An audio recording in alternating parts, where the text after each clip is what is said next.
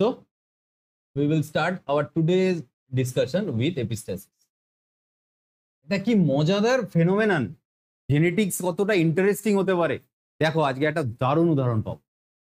Epistasis ফেনোমেননটা কি জিনিস, এই প্রথমেই এটা মনে রেখো, এটা কার আন্ডারে পড়ে? ইন্টারজেনিক ইন্টারাকশন ক্যাটাগরিটার মধ্যে পড়ে। এইটার একটা বেসিক ডেফিনেশন গতদিন বলেছিলাম, যেখানে কোনো একটা ক্যারেক্টার বা একটা ট্রেট দুটো বা তিনটে জিন দ্বারা মডিফাইড হয় এবং তারা ডেফিনেটলি আলাদা আলাদা gene, they can may be located distantly from each other.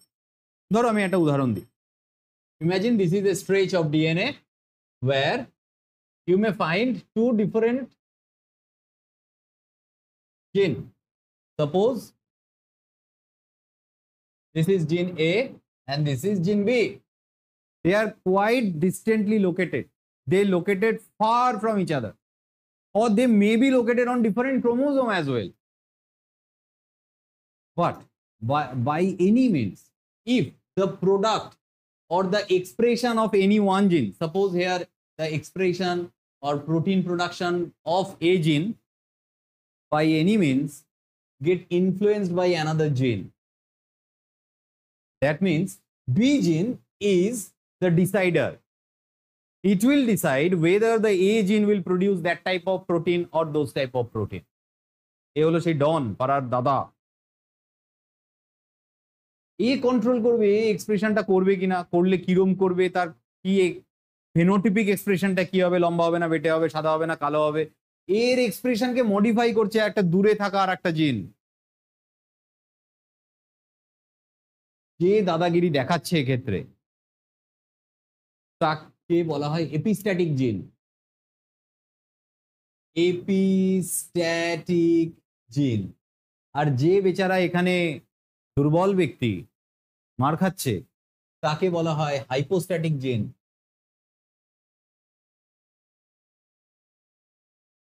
Here by the phenomenon of epistasis, দাদাগিরিটাকে বলা হচ্ছে epistasis.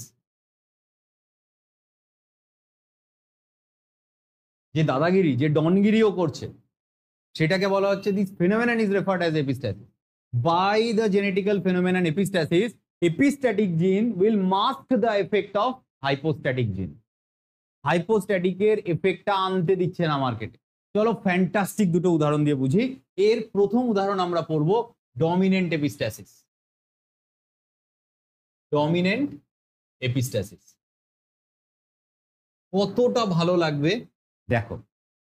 Have you ever heard about one vegetable known as squash? It is the family member of কুমড়ো, Cucurbita. স্কোয়াশটা আমাদের দেশে পাওয়া যায় না, এটা বিদেশি ইউরোপিয়ান কান্ট্রিতে এগুলো পাওয়া যায়, কিন্তু এদের মেম্বারটা অনেকটাই কিন্তু এরা গাউট ফ্যামিলির মেম্বার, মানে ওই শশা কুমড়ো লাউ চাল কুমড়ো ওদেরই ফ্যামিলির মেম্বার। স্কোয়াশের বহু ভ্যারাইটি আছে, ইন্টারনেটে ছবি সার্চ করবে তার মধ্যে বহু ভ্যারাইটি কুমড়োর মতোই দেখতে, ফুটির মতো দেখতে। আমাদের এখানে পাওয়া যায় না সেই তরমুজ, ফুটি, তরমুজ না ফুটির মতো, এরকম বিভিন্ন ভ্যারাইটি পাওয়া যায়। এটা একটা ভেজিটেবল জাস্ট লাইক কুমড়ো, কিউকারবিটা। এটা একটা ইউরোপিয়ান ভ্যারাইটি মূলত, কিন্তু এগুলো আমাদের বাজারে অতটা চলতিভাবে পাওয়া যায় না যতটা আমাদের এখানে লাউ কুমড়ো শশা চাল কুমড়ো এগুলো যতটা ইজিলি পাওয়া যায়, স্কোয়াশটা পাওয়া যায় না। কিন্তু স্কোয়াশও ওদেরই ফ্যামিলির মেম্বার। এবার মজাদার ঘটনা শুন, এদের বিভিন্ন রকমের কালার হয়, তার মধ্যে আমি দুটো তিনটে কালারের কথা বলছি। প্রথমত এরা ইয়েলোইশ কালারের হয়, এরা সবুজ রঙের হয়, আর হয় হোয়াইট। কোনটার ক্ষেত্রে জেনোটাইপ কি থাকে? এগুলো তো ফেনোটাইপ, বাইরের phenotypic expression, yellow green and white. কোন ক্ষেত্রে তার ভেতরের জিনটা কি? ইয়েলো হয় এই দুটো কম্বিনেশনে থাকলে, ক্যাপিটাল এ এ অর, আচ্ছা এটা স্ল্যাশ না দিয়ে অর লিখি, স্ল্যাশ দিলে অন্য মানে দাঁড়াবে, এই কম্বিনেশন অর্থাৎ এই কালারের জন্য ক্যাপিটাল এ নামের একটা জিনকে রেসপন্সিবল করা হয়েছে। গ্রিনটা হবে যদি ডাবল রিসেসিভ থাকে। হোয়াইট কিভাবে হবে জানি না, চলো সেটা খোঁজার চেষ্টা করি। আর এই চেষ্টার মধ্যে যেন আমি তোমাকে একবারও কথা বলতে না দেখি দীপা, ঘাড় ঘোরাবে না, প্রমিস তো? Thank you. বললে বাইরে পাঠাবো, বাড়ি যেন না ঘোরে। দুটো জিন আছে এখানে, একটা জিন এ আর একটা অনেক দূরে অবস্থিত আর একটা জিন আছে, জিন বি। দে আর কমপ্লিটলি ডিফারেন্ট জিন। এই জিনটারও অনেক অ্যালিলিক ভ্যারিয়েশন আছে এবং অন্যটারও। So what are the different allelic variations of these two genes? Let's write these out. First allelic variation may be this one. এই জিনটার অ্যালিল আছে, তো জিন এ তার অ্যালিল আছে না? তো ধরো প্রথমেরটা লিখলাম ক্যাপিটাল এ ক্যাপিটাল, এটা তার হাইব্রিড, আর এটা হোমোজাইগাস রিসেসিভ। এই কম্বিনেশন এরও আছে, capital B small B and double recessive small B small B. এই ক্ষেত্রে স্কোয়াশের ক্ষেত্রে, অন্য কোনোর ক্ষেত্রে একই ঘটনা খুঁজতে যেও না। স্কোয়াশের ক্ষেত্রে তার বাইরের কোট কালার বা স্কিন কালারটা বলা বেটার, সেইটাকে ইনফ্লুয়েন্স করে কে দেখো। একটু আগেই বলছিলাম জিন এর এই দুটো কম্বিনেশনে কি কালার হচ্ছিল, ইয়েলো, আর এই জিনটার কম্বিনেশনে কি কালার আসছিল, গ্রিন। কিন্তু এই টোটাল সিনারিও চেঞ্জ হয়ে যাবে যখনই মার্কেটে এই হিরোটা নামবে। একটাও যদি জিন বির ডমিনেন্ট অ্যালিল থাকে, এ ওই সমস্ত জেনেটিক এক্সপ্রেশনকে স্টপ করিয়ে দেবে। এই কম্বিনেশনটা করাবে এ না, কিন্তু ডমিনেন্ট অ্যালিল, এই জিন বির কোনো ডমিনেন্ট অ্যালিল যদি ওই ইন্ডিভিজুয়ালটার শরীরে থাকে, তাহলে এর টোটাল এক্সপ্রেশন ব্লক হবে এবং এ একটা নতুন ধরনের কালার তৈরি করবে। এই কালারটার নাম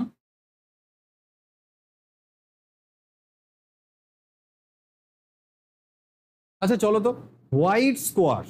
দেখো হোয়াইট মানে এরকম এই হোয়াইট বোর্ডের মতো হোয়াইট হয় না, এটা হালকা সবুজ কালার আসে, যেটাকে হোয়াইটের সাথে তুলনা করা হয়।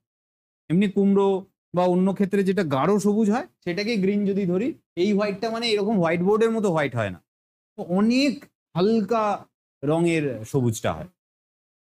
বা এক ধরনের শশাও পাওয়া যায়, দেখবে কালকেই বাজারে দেখছিলাম, খুব হালকা কালারের হয়, ওই টাইপের কালার আসে। যাই হোক, আমি বলছি শোনো, এই হোয়াইটটার তাহলে জেনোটাইপ কি কি, কোন কোন জেনোটাইপিক কম্বিনেশনে এটা হোয়াইট হলো, তোমরা নিচে লেখো, আমি কোথায় লিখবো? আচ্ছা চলো এই সাইডেই লিখি, পরে এটাকে মুছে দেবো। হ্যাঁ, হোয়াইট কি কি কম্বিনেশনে হয়? ক্যাপিটাল এ এটা জিন এর থেকে নিলাম, জিন বির থেকে এটা নিলাম, এটা হোয়াইট হবে না? ক্যাপিটাল বি আছে কিনা সেটা দেখবে, ক্যাপিটাল বি থাকা মানেই ও কিন্তু এর এফেক্টকে মার্কস করে দিয়েছে, প্রকাশই পেতে দেবে না ওর কোনো এফেক্ট। পরেরটা দেখো, এটাকে নিয়ে লিখি, ক্যাপিটাল এ স্মল এ, আবার ওখান থেকে বড়টা নিই, হোমোজাইগাস ক্যাপিটাল, এটাও হোয়াইট হবে, বুঝছো কিনা? আচ্ছা আর একটা লিখি, আবার বড় এ নিই, বড় এ, আর এটার থেকে এটা নেবো এবার, ক্যাপিটাল বি স্মল বিটা নিলাম, এখানেও একটা ক্যাপিটাল বি তো আছে, তবে ডমিনেন্টটা আছে, ডমিনেন্ট আছে মানে ওটাকে আর সবুজ হলুদ কিছু করতে দেবে না। আর একটা কি কম্বিনেশনে হতে পারে, এই কম্বিনেশনটাও হতে পারে, ঠিক কিনা বলো? তাহলে সাদা স্কোয়াশ হতে পারে এই চারটে জেনোটাইপিক কম্বিনেশনে। আর এটা কি কারণে হচ্ছে, তার মূল কারণ হলো বি প্রেজেন্ট আছে, বি, সেটা হোমোজাইগাস হোক বা একটা বি হোক, ক্যাপিটাল বি প্রেজেন্ট আছে, এর জন্য এটাকে ডমিনেন্ট এপিস্ট্যাসিস বলছে। মানে ডমিনেন্ট অবস্থায় একটা দাদা যদি থাকে, সেই দাদা জিনটা ওকে মার্কস করে দিচ্ছে। এবার চলো, কোন কোন জেনোটাইপিক কম্বিনেশনে স্কোয়াশটা হলুদ হতে পারে এবং সেক্ষেত্রে এর কি রোল থাকবে বা এর কি কম্বিনেশন থাকবে। সো আমি এই লাইনটা বুঝবো, লেখার তো জায়গা পাচ্ছি না, এটা তোমাদের প্রত্যেকে লিখে নাও এই কম্বিনেশনটা। আচ্ছা আমি একটা লাইন ট্রাই করি নিচে, এখানে লিখি, হ্যাঁ ইয়েলোটা লিখি, চলো ব্লু পেন, ঠিক আছে, ব্লু পেন দিয়ে ইয়েলোটা লিখি। কোন কোন কম্বিনেশনে এটা ইয়েলো হতে পারে এখানে দেখে নি, এই কম্বিনেশনে ইয়েলো হয়। বেশ, এবার দেখো, ক্যাপিটাল এ বি এর ক্ষেত্রে কি থাকবে, স্মল বি, ভেরি গুড। কিংবা এটাও হতে পারে ক্যাপিটাল এ স্মল বি। আর যদি এটা এরকম কম্বিনেশন হয়, এখানে একটা সেপারেটর দিয়ে দিলাম, এটার যদি combination small A and small B হয়, এর কালার কি হবে? That easy. এ কিন্তু মেন্ডেলিজমকে ফলো করলো না, কারণ এখানে এই বি জিনটা সব জায়গায় ডিস্টারবেন্স ক্রিয়েট করেছে, বিশেষ করে তার ডমিনেন্ট অ্যালিলটা যখন প্রকাশ হয়। তো এটাকে লিখে নাও গ্রিন, প্রত্যেকটার কম্বিনেশন লিখে নাও, ফান্ডামেন্টাল ব্যাপারটা বুঝে নাও। এই স্কোয়াশের কালার নিয়ে নিটে কোশ্চেন আসে, হোয়াইটের হলে নিচের কোন কোন জেনোটাইপের মধ্যে কোনটা হোয়াইটকে ইন্ডিকেট করে। বেশি ভ্যারাইটি এক্সাম্পল করতে যেও না, এটাই আসে, আর কোনো কিছু আসে না। বলো বুঝলে কিনা? সব জায়গায় মনে করো এইটা হলো এপিস্ট্যাটিক জিন, এইটা হলো এপিস্ট্যাটিক জিন, একে মার্কস করেছে, তাহলে এটা hypostatic gene, then the phenomenon is known as epistasis. দাদাগিরি। আমি ওর গলা টিপে ওর শ্বাস মানে আওয়াজ বন্ধ করে দিচ্ছি, ওকে বলতেই দিচ্ছি না। এই জিন বি এর ক্যাপিটাল ও যাই তৈরি করুক সাদা কালার হবে। এই জন্য এই ফিনোমেননটা কোথাও স্টার দিয়ে লিখে রাখো। এই ফিনোমেননকে মানে এই এপিস্ট্যাসিস ফিনোমেননকে যেহেতু এরকম ভাবে রেগুলেট করে, আর এক কথায় কি বলে জানো, একে পলিজেনিক রেগুলেশনও বলা হয়, পলিজেনিক রেগুলেশন বলা হয়, যেহেতু একের বেশি জিন একটা ফেনোমেননকে রেগুলেট করে, কম বেশি ভাবে রেগুলেট করে। ডমিনেন্ট এপিস্ট্যাসিস বুঝলে? চলো এবার একটা রিসেসিভ এপিস্ট্যাসিস বোঝাই, মজাদার একটা উদাহরণ দিই। এবার 2 নম্বর টপিক দিয়ে লেখো, একটা রিসেসিভ উদাহরণ দিই, রিসেসিভ এপিস্ট্যাসিস। রিসেসিভ এপিস্ট্যাসিস দুটো জিনের এখানে গল্প বলবো, একটা হলো জিন এ আর একটা হলো জিন সি। কার ক্ষেত্রে গল্পটা শোনাচ্ছি? এটা কি অন্য কোনো ভেজিটেবল? না, এই গল্পটা আজকে এখন যেটা বলতে চলেছি এটা একটা মাইস, আগোটি কোট কালার, কার মধ্যে? একটা ইঁদুরের মধ্যে। আগোটি কোট কালারটা কি জিনিস? সাদা কালো এসব শুনেছি। এইখানে যে ভ্যারাইটির ইঁদুরটা নিয়ে গবেষণাটা এগোবে তাদের মধ্যে 2-3 রকমের গায়ের কালার দেখা যায়। আগোটি কথাটা হলো একটা ইয়েলোইশ ব্রাউন, মানে উজ্জ্বল চকলেট কালার, ডার্ক চকলেট না, ইয়েলোইশ ব্রাউন মানে একটুখানি হালকা সফট চকলেট কালার বা ব্রাউন কালার। এদের দুটো ভ্যারাইটি নিয়ে এখানে মূলত গবেষণাটা হবে। একটা হলো আগোটি কালার মাইস, যেটা একটু হলদে খয়েরি টাইপের কালার, আর একটা হলো এর একটা ডার্ক ভ্যারাইটি আছে যেটা গ্রেইশ ব্ল্যাক, যেটা নর্মাল ইঁদুরের গায়ে পাই, কালচে কালচে হয় না ওদের গায়ের রং, নর্মাল বাড়ির ইঁদুর ছুঁচো, গ্রেইশ ব্ল্যাক। দেখো এক্ষেত্রে কোন কালারটা কি হয় সেটা আমি বলে দিই। নর্মাল ক্ষেত্রে আগোটি মাইস কোন কোন কম্বিনেশনে হয়? ক্যাপিটালে বা ক্যাপিটালে স্মলে, এই দুটো কম্বিনেশনই আগোটি মাইস হয়, মানে ব্রাউন কালারের হয়।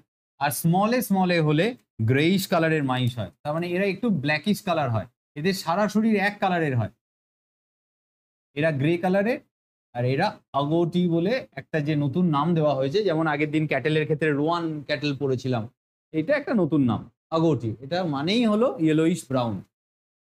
এটা জিন এর কম্বিনেশনে হয়। এ যদি একা একা থাকতো বেচারা বেঁচে যেত, কিন্তু না, এখানে আবার দাদা দিদির গল্প আছে। জিন সি এর ডিফারেন্ট অ্যালেলিক কম্বিনেশন দেখে নি, capital C capital C, capital C small C, and small C small C.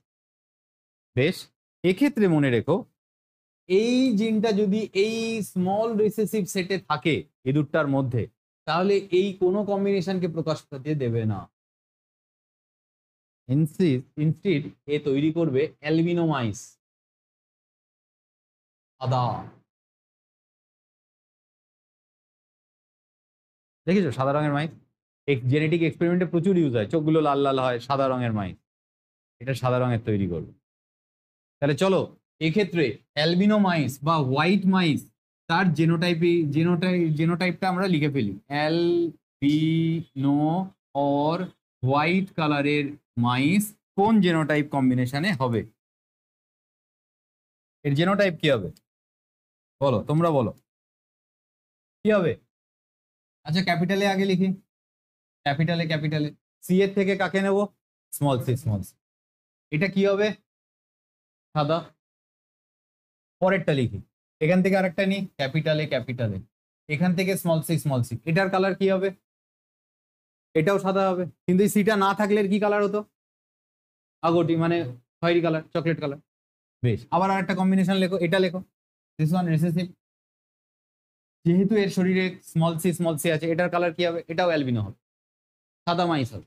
কিন্তু এই যদি না থাকতো তাহলে এর কি কালার হতো? তখনও প্রপার মেন্ডেলিজম ফলো করতো, এই সি জিনটা গন্ডগোল পাকাচ্ছে।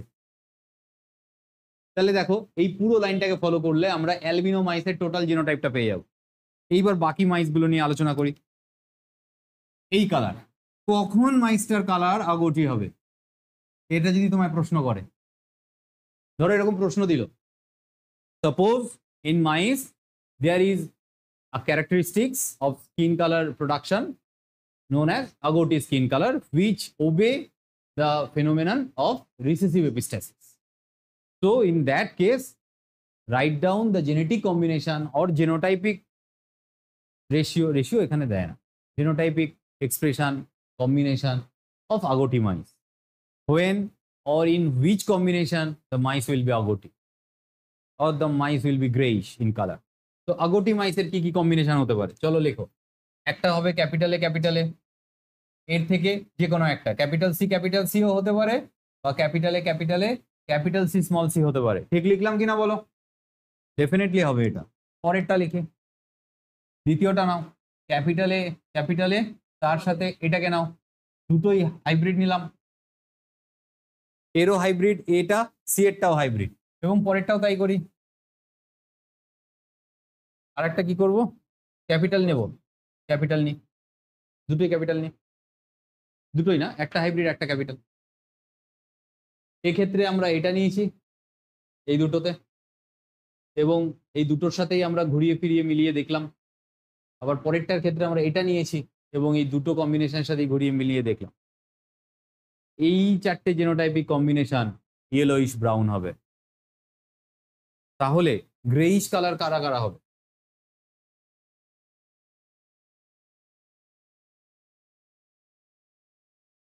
স্মলে তো হতেই হবে, কারণ এটা ছাড়া গ্রে তো হয়ই না। কিন্তু এখানে যদি স্মল সি চলে আসে তাহলেই গন্ডগোল হয়ে যাবে। তাহলে তাদের ডমিনেন্টের মধ্যে কাউকে আসতে হবে, তাহলে ক্যাপিটাল সি হতে পারে, বা স্মলে ক্যাপিটাল সি স্মল সিও হতে পারে। বলো হতে পারে কিনা? কারণ ডমিনেন্টে গন্ডগোল করবে না, রিসেসিভটা এখানে গন্ডগোল করে। এ অ্যাকচুয়ালি কি করে, এই অ্যালিলিক কম্বিনেশনটা যদি ওর শরীরে থাকে তাহলে it will retired the production of colour, it will hinder the process of protein production that those are responsible for skin color in those mice. Polygenic inheritance, এটাও ইন্টারজেনিক ইনহেরিটেন্স প্যাটার্নের মধ্যেই একে ইনক্লুড করা হয়েছে। তার কারণ নামই সাজেস্ট করছে একাধিক জিন লাগে। পলিজেনিক ইনহেরিটেন্স, আগের কথাটা কি পড়েছিলে? আগের কথাতেও একটা পলিজেনিক ছিল কথাটা, polygenic regulation. when more than one gene, there may be 3 gene, 4 genes or anything, more than one gene regulate one single character. ব্যাপারটা যদি এরকম হয়, আগের ক্ষেত্রে তো তাই হচ্ছিল, দুখানা জিন একটা ক্যারেক্টারকে করছিল এপিস্টাসিস। এপিস্টাসিসের সাথে এর একটু ডিফারেন্স আছে, ওখানে ব্যাপারটা দাদাগিরির লেভেলে চলে গেছে, কিন্তু এখানে সবাইকে এক্সপ্রেস করার সমান সুযোগ দেওয়া হয়, ব্যাপারটা এখানে আলাদা। পলিজেনিক ইনহেরিটেন্স মানে প্রচুর অ্যানিমালস এবং প্ল্যান্টসের মধ্যে বেশ কিছু রিসেন্ট স্টাডিতে ফাইন্ডিং পাওয়া গেছে এমন অনেক ক্যারেক্টারিস্টিক্স আছে যে ক্যারেক্টারিস্টিক্সগুলো একটা ক্যারেক্টারিস্টিক কিন্তু একাধিক জিন দ্বারা কন্ট্রোল হয়। যেমন দেখো বইতে কি উদাহরণ দিয়েছি, হিউম্যান স্কিন কালার, কটা জিন বলেছি ওখানে, সব কটা আলাদা আলাদা, কিন্তু কি কি জিন আছে? এ বি সি, হিউম্যানের স্কিন কালার। অ্যাকচুয়ালি শুধু স্কিন কালার নয় বাবু, হিউম্যানের skin colour, height, weight, hair colour, eye colour, এগুলো সব পলিজেনিক। চাইলে ব্র্যাকেটে লিখে রাখতে পারো স্টার দিয়ে। আমাদের মানুষের ক্ষেত্রে এগুলো কোনোটাই একটা জিন দ্বারা রেগুলেট হয় না, সবই দুটো চারটে জিন দ্বারা হয়। সব উদাহরণ তো মনে রাখা সম্ভব না, তো আমরা একটা মনে রাখি, হিউম্যানের স্কিন কালার। মনে রাখবে পলিজেনিক ইনহেরিটেন্স যে ক্যারেক্টারিস্টিক্সটা দেখায় সেটা কন্টিনিউয়াস ট্রেট দেখায়, ডিসকন্টিনিউয়াস ট্রেস না। কন্টিনিউয়াস ট্রেট মানে কি স্যার? কন্টিনিউয়াস ট্রেট মানে তুমি ডিফারেন্ট টাইপের ভ্যারিয়েশন পাবে এর ট্রেটের মধ্যে। আর ডিসকন্টিনিউয়াস ট্রেট মানে তুমি দুটো বা তিনটে স্পেসিফিক ট্রেট পাবে। যেমন ডিসকন্টিনিউয়াস ট্রেটের উদাহরণ হলো হাইট অফ পি প্ল্যান্ট। ওর কি ভ্যারাইটি আছে মার্কেটে? এক লম্বা দুই বেটে, আর কিছু হয়? কিন্তু তুমি মানুষকে কি ওরমভাবে তুমি ক্যাটাগরাইজ করতে পারবে? ফর্সা মানুষ আর কালো মানুষ, কথার কথা বলছি, হয়? বিভিন্ন টোন কালারের মানুষ আছে না? স্কিন টোন কি সবার এক? ফর্সার মধ্যেও 40 রকম দাঁড় করিয়ে দেওয়া যাবে, ব্ল্যাকের মধ্যেও তাই, শ্যামলা বর্ণ বা যে কোনো টোন বলো। আমাদের স্কিন কালারটা মাল্টিপল অ্যালিল মানে ওই রকম সেন্সে ভেবো না, মাল্টিপল অ্যালিল মানে ওইটা আমি বলতে চাইছি না, ডিফারেন্ট জিন অ্যান্ড ডিফারেন্ট অ্যালিলিক কম্বিনেশনে কন্ট্রোল হয়। হ্যাঁ, এর উপর ডিপেন্ড করে আমরা কোন রকম এনভায়রনমেন্টে জন্মাচ্ছি। আমরা ট্রপিক্যাল কান্ট্রিতে থাকি, সাবট্রপিক্যাল অর পোলার রিজিয়ন, সেটার উপর ডিপেন্ড করে, কারণ সানের এক্সপোজারটায় মেলানিনের প্রোডাকশনটা কমে বাড়ে। কিন্তু এই স্কিন কালারের ক্ষেত্রে, যেটার ক্ষেত্রে আমরা কন্টিনিউয়াস ট্রেট পাই, তিনটে জিন আলাদা আলাদা রেসপন্সিবল, জিন এ, জিন বি অ্যান্ড জিন সি। সবচেয়ে ডার্ক ভ্যারাইটির স্কিন কালার এই কম্বিনেশনে হওয়া সম্ভব। আর অ্যালবিনো মানুষ যে একেবারে সাদা, তার কম্বিনেশন এটা হবে, সব স্মল। বাকি এর মাঝে বিভিন্ন ভ্যারাইটি হতে পারে, এবং স্কিন কালার একই জিনোটাইপ যুক্ত মানুষের আলাদা হতে পারে। That depends on the exposure of sunlight. This is called polygenic inheritance.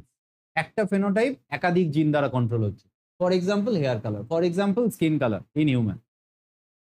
Height in human, তুমি বলতে পারো মানুষের হাইট দু রকম হয়, 6 ফুট আর 3 ফুট, বলতে পারবে? 0.25 এরও যদি ফ্র্যাকশন করো, তার মধ্যেও তুমি বিভিন্ন মানুষকে দাঁড় করাতে পারবে। সম্ভব কিনা বলো? বিভিন্ন ভ্যারাইটি হয়। কন্টিনিউয়াস ট্রেড বলে এগুলোকে, মানে এগুলোর তুমি বিভিন্ন নাম্বার নেচারে পেতে পারো, বিভিন্ন শেড নেচারে পেতে পারো, হালকা ডার্ক, বেশি ডার্ক, এগুলো সব পসিবল হয়।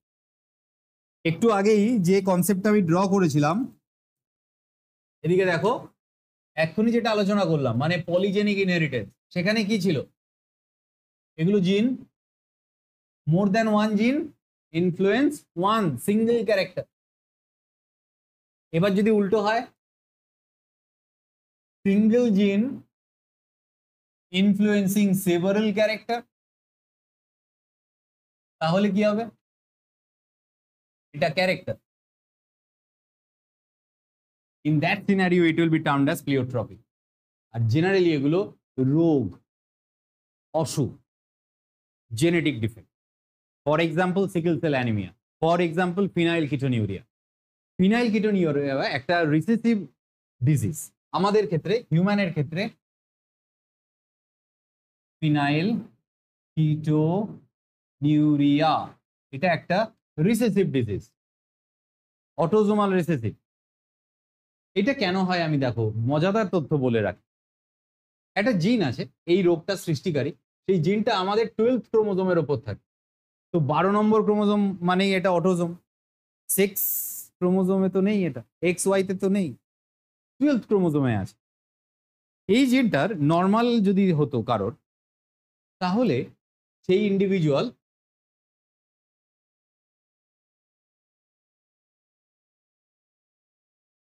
ফিনাইল অ্যালানিন হাইড্রক্সিলেজ বলে একটা এনজাইম তৈরি করতে পারে, যে নর্মাল, তুমি আমি ধরো নর্মাল। কিন্তু যে অসুস্থ হবে, যে এই রোগটায় রুগী হবে, যে অ্যাকচুয়ালি ওই অটোসোমাল রিসেসিভ ডিসঅর্ডারটা ক্যারি করছে, তার ক্ষেত্রে এই পার্টিকুলার এনজাইমটা ওই জিন থেকে তৈরি করবে না যে জিনটা এখানে লোকেটেড। আর এটা না হওয়ার কারণে ওর একটা কনভার্সন আটকে যায়। এই এনজাইমটা একটা কনভার্সন করে, অ্যামাইনো অ্যাসিডের মধ্যে কনভার্সনটা হয়। কিসে কনভার্ট হয়? এই ব্যক্তিটার শরীরে, এটা তো একটা অ্যামাইনো অ্যাসিডের নাম, তোমরা নিশ্চয়ই এটাকে রিকল করতে পারছো।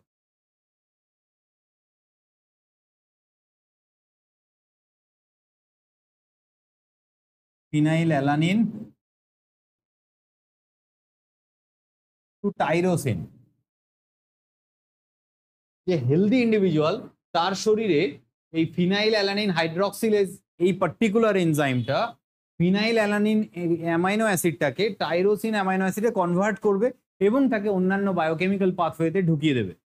যে রুগী, the patient suffering from this particular disease, phenylketonuria, in that patient, he or she will be unable to produce these enzyme, and as a consequence, in her body, this particular conversion will stop.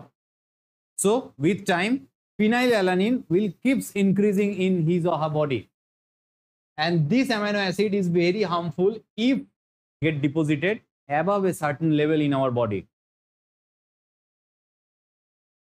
এটা soft টিস্যুকে damage করে, like brain, like I, like kidney. এই amino অ্যাসিডটা দরকার, বেশি জমে গেলেই রোগ হয়ে যায়, ভয়ঙ্কর রোগ হয়ে যায়। এইটা একটা অটোসোমাল রিসেসিভ ডিজিজ। কার ক্ষেত্রে ক্ষতি করে? যাদের এইটা তৈরি হয় না। এবং তার এফেক্ট না অনেক, তার শরীরে বিভিন্ন প্রবলেম দেখা দেয়, তার সুগার, প্রেশার, তার কিডনি, লিভার সব খারাপ হতে থাকে। অর্থাৎ সমস্যা একটা জিনে, মাত্র একটা জিনে, কিন্তু তার বহু রোগের লক্ষণ ধরা পড়ছে এক এক করে বয়স বাড়ার সাথে সাথে। তার জন্য ক্যারেক্টারিস্টিক ফেনোমেনন অনেক আসছে, কিন্তু এর সোর্সটা একটাই জিন, ডিফেক্ট একটা জিনে আছে। সেই জিনটা হলো এই জিন। এই সিকেল সেল অ্যানিমিয়াতেও ঠিক তাই। সিকেল সেল অ্যানিমিয়ায় হিমোগ্লোবিনের বিটা গ্লোবিন চেনের 6 পজিশনে একটা অ্যামাইনো অ্যাসিডের গন্ডগোল থাকে। গ্লুটামিক অ্যাসিড ভ্যালিনে কনভার্ট হয়ে যায়। সিকেল সেল অ্যানিমিয়া আছে আমাদের, ডিটেলস পড়তে হবে, চিন্তা করো না, তখন আবার আসবো। ওখানে ওই একটা জিনের প্রবলেম। আর যে সিকেল সেল অ্যানিমিক হয়, পেশেন্ট হয়, তার সেভারাল ডিসঅর্ডার থাকে শরীরে, এবং অনেক সময় এইরকম জেনেটিক ডিসঅর্ডার সম্পন্ন মানুষ মারা যায় অল্প বয়সে। তো এটা হলো প্লিওট্রপি। এর দুটো দেখো কন্ট্রাস্টিং, কিরকম কন্ট্রাস্টিং, যার জন্য আমি এরকম একটা ড্র করে দিয়েছি। সিঙ্গেল জিন সেভারাল আউটকাম, ক্যারেক্টারিস্টিক আউটকাম, আর সেভারাল জিন সিঙ্গেল ক্যারেক্টারিস্টিক আউটকাম। এই দুটোকে নিয়ে প্রশ্ন আসে।